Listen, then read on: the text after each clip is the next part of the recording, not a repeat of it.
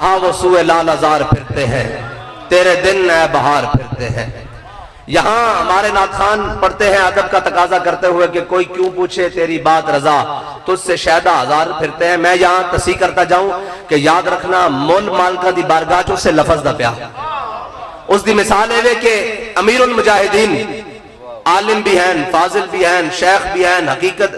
نال واقف، شریعت نال واقف، ساریاں گلاں، حافظ الحدیث، حافظ قرآن، حافظ اقبال، حافظ اعلی حضرت، حافظ قصیدہ پترا، حافظ قصیدہ بانت سعاد، سارا کچھ حفظ ہے جی۔ اور سارا کچھ پڑھن تو بعد جدو امیر المجاہدین نے سارا کچھ سمیٹیا نا اور اپنے امام دی طرف دیکھیا کہ امام کی کہندا، کوئی کیوں پوچھے تیری بات اے رضا، تجھ سے کتے ہزار پھرتے ہیں۔ تے بابا جی نے فرمایا ہے بارگاہ رسالت ہے ساڑھا امام کی دکھڑیا، عشق و محبت دا امام، تے فرمایا میں کتا پاک رسول اللہ دا۔ تے سارا علم اپنی جگہ، تعلیم اپنی جگہ، ساری خدمات اپنی جگہ، حضور دی بارگاہ لفظ اے ہی قبول ہوئے۔ آج بھی میرے بابا جی دی کیا بات، کیا بات، آج بھی میرے بابا جی دی کیا بات، کیا بات، آج بھی میرے بابا جی دی کیا بات۔ اے حضور دی بارگاہ وے ادب گاہے زیر آسماز عرش نازک تر، اور نفس گم کردہ می آیت جنید و با یزیدی جا، لیکن بابا جی کہندے سن ابو بکر و عمر ہی جا۔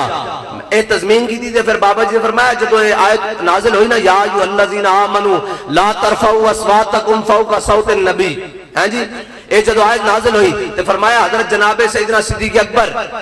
اصدق الصادقین افضل الخلق بعد الانبیاء، ہیں جی، آپ کہنے حضور نال اس طرح کلام فرماندے جس طرح کلام میں سرگوشیاں کی دیا جانی ہیں، اس طرح حضرت جناب سیدنا صدیق اکبر ثانی اثنین اذ ہما، ہیں جی، فی الغار، اے حضرت جناب سیدنا صدیق اکبر دی شان ہے، لیکن حضور دی بارگاہ وچ اس طرح بیان فرماندے اور ترجمان نبی ہم زبان نبی، حضرت فاروق اعظم، ہیں جی، ہر چیز دی بلند، مقام بھی بلند، قد بھی بلند، علم بھی بلند، حکمت بھی بلند، قبا بھی بلند، ہیں جی، ہر چیز بھی بلند، جلال بھی بلند، حضرت فاروق اعظم اور آواز بھی بلند، لیکن کہنے نا حضرت فاروق اعظم حضور دی بارگاہ وچ اس طرح عرض کر دے کہ حضور فرمان دے عمر کی کہنا ذرا اونچی آواز نال بول، اتنی دھیمی آواز نال، اے حضور دی بارگاہ۔ اس واسطے اتھے پہنچن جدو اعلیٰ حضرت پہنچے نا حضور دی بارگاہ تک تے دیکھیا کہ حضور دا مقام کتنا بلند ہے، تے پھر اعلیٰ حضرت تھلے آئے، حضور غوث پاک دی بارگاہ چاہ گئے، کہنے لگے تجھ سے در، در سے سگ، اور سگ سے ہے مجھ کو نسبت،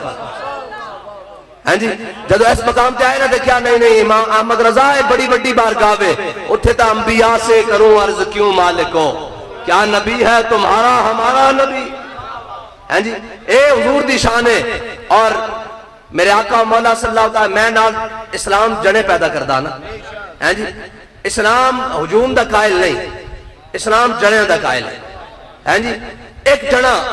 پوری برے صغیر وچ بلکہ پوری دنیا وچ امام احمد رضا نے ایسا گستاخ مار سپرے کیتا جتھوں کوئی جمدہ اتھے رضوی اڈی رکھن واسطے پہنچ جانا، یا رسول اللہ لبیک لبیک لبیک یا رسول اللہ لبیک لبیک لبیک یا رسول اللہ لبیک لبیک لبیک یا رسول اللہ لبیک۔ اور امام احمد رضا نے ایسا ناسبیت کچھ سپرے کیتا، ایسا رافضیت کچھ سپرے کیتا، ایک قیامت تک اپنے زخم چڑھتے رہن گے لیکن انہاں دی مجال نہیں کہ سامنے آ سکن، ہیں جی، اے جناب ایسا امام احمد رضا نے بنیا، اہل سنت کا ہے بیڑا پار، اصحاب حضور نجم ہے اور ناؤ ہے عطرت رسول اللہ۔ اور فرمایا لحد میں عشق رخ شاہ کا داغ لے کے چلے، اندھیری رات سنی تھی اور جناح بنے گی محبان چار یار کی قبر جو اپنے سینے میں، اس دا مطلب پتہ کیے اے ڈاکٹر بھی بیٹھے ہونے تھے، اطباء اور جناب میرے طبیب سجن، جناب طبیب السجن حضرت جناب پیر صاحب شاہ صاحب تے اعلیٰ حضرت نے فرمایا جو اپنے سینے میں یہ چار باغ لے کے چلے، اے طبیب بھی جان دیں ڈاکٹر بھی جان دیں بھی سینے دے چار وال تے ایک وال وچ ابو بکر دھڑکدا ہوئے، اے اعلیٰ حضرت نے فرمایا جو اپنے سینے میں یہ چار باغ لے کے چلے، فرمایا ایک سینے ایک بال میں ابو بکر دھڑکتے ہو، دوسرے میں روانی ہو عمر کی، تیسرے میں چمک ہو عثمان کی، اور تیسرے میں رمق ہو حیدر کی، تو پھر یہ اپنے سینے میں 4 باغ لے گا۔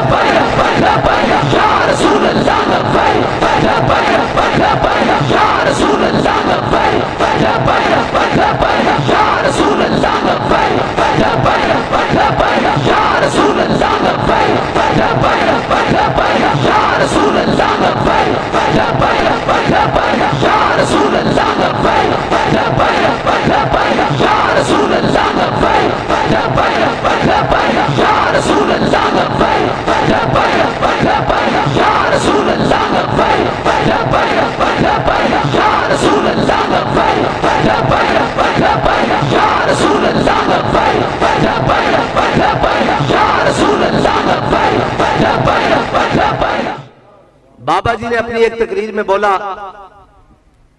کم سنی تھی ہماری صاحب، آج بھی کچھ نہیں جانتے، یہ تو بات پکی ہے، حرف بھی نہیں، من کو جا سخن کو جا والی بات ہے۔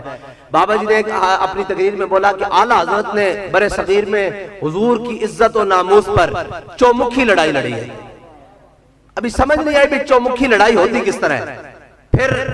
بابا جی نے اس بات کی تشریح کی حضرت جناب سیدنا صدیق اکبر کے عمل سے۔ فرمایا جناب سیدنا صدیق اکبر جب حضور کے ساتھ ہجرت میں چلے نا، تو میرے آقا و مولا صلی اللہ تعالیٰ علیہ وسلم جب ساتھ تشریف لے کے جا رہے ہیں حضرت جناب ابو بکر صدیق، تو جناب ابو بکر صدیق کبھی آگے نکل جاتے، حضور سے کافی آگے نکل جاتے، کبھی واپس آتے حضور کے دائیں نکل جاتے، کبھی بائیں نکل جاتے، کبھی پیچھے رہ جاتے۔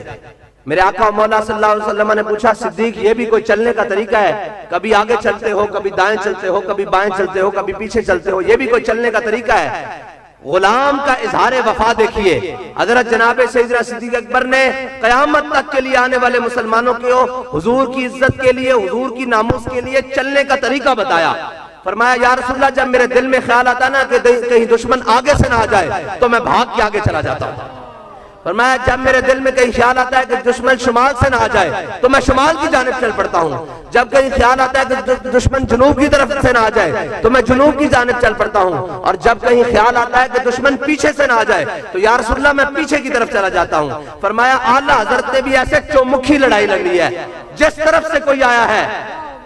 جس طرف سے کوئی آیا ہے اعلیٰ حضرت نے اس کو کاٹ کے رکھ دیا ہے۔ کسی نے کہا حضور ہم جیسے ہیں، اعلیٰ حضرت نے ان کو بھی کاٹ کے رکھ دیا۔ جس نے کہا جناب حضور جناب بشری، اعلیٰ حضرت نے ان کو بھی کاٹ کے رکھ دیا۔ جس نے جناب کہا کہ جناب حضور کے بارے میں کوئی بات کی کہ جناب حضور یتیم ہے، اعلیٰ حضرت نے ان کو بھی کاٹ کے رکھ دیا۔ جس نے کہا جناب حضور کے ساتھ ایسے ہے تو اعلیٰ حضرت نے کیا کیا اور جناب بات کیسے کی، یہ بھی جناب سیدنا صدیق اکبر سے پوچھتے ہیں۔ سب سے حلیم الطبع اعلیٰ حضرت کا کلام پڑھے تو لگتا ہے اتنا جناب خفیف اور اتنا لطیف شخص یہ اتنی بڑی بات کیسے کر سکتا ہے، لیکن وہ لیا سارا کچھ جناب سیدنا صدیق اکبر سے ہے۔ کیسے بلا؟ وہ جناب جب عروہ بن مسعود آئے، کہا یا رسول اللہ یہ مختلف قبیلوں کے لوگ ہیں، یہ جناب آپ کو چھوڑ کے چلے جائیں گے، تو میرے آقا مولا صلی اللہ علیہ وسلم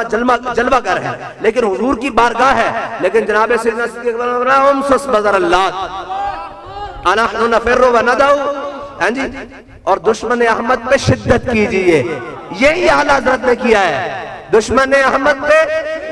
لگے جے جناب یہ کیا بات ہوئی، اتنی بڑی بات کی۔ پھر وہی آج جو جناب سیدنا صدیق اکبر نے فرمایا اسی کا ترجمہ اعلیٰ حضرت نے کیا، ملحدوں سے کیا مربت کیجئے،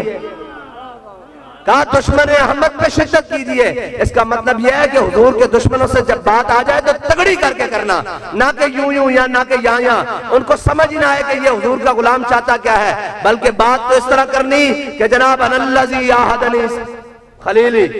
ونحن بالصفق لدى النخیل اللہ اقوم الدہر فی القیول اضرب بسیف اللہ والرسول۔